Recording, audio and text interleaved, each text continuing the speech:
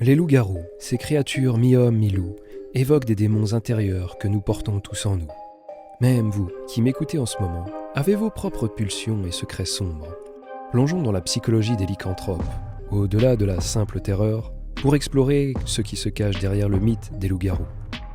Dans l'obscurité de la nuit, sous la lueur de la pleine lune, réside un mythe qui transcende l'horreur.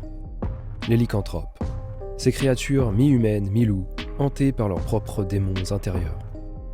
Mais que se passe-t-il lorsque nous revisitons cette légende sous un nouvel angle ? Les lycanthropes ne sont-ils pas une allégorie puissante des luttes intérieures qui habitent chacun de nous ? La pleine lune, elle, devient le catalyseur de nos émotions, de nos pulsions.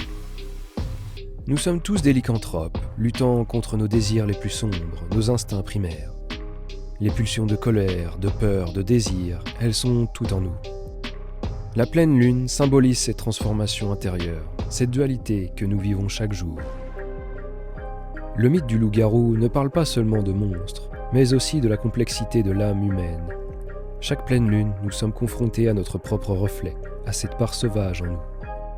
Alors, quand la lune se lève dans le ciel obscur, rappelez-vous que nous portons tous un loup-garou en nous. Que la lutte entre notre humanité et notre bête intérieure est éternelle.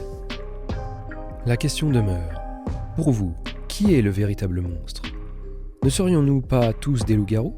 À la lueur de la pleine lune, nous sommes invités à explorer cette dualité intérieure qui fait de nous des créatures à la fois humaines et bestiales, confrontant ainsi nos démons intérieurs.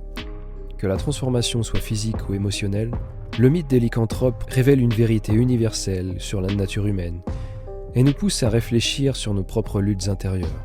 À bientôt pour une prochaine vidéo.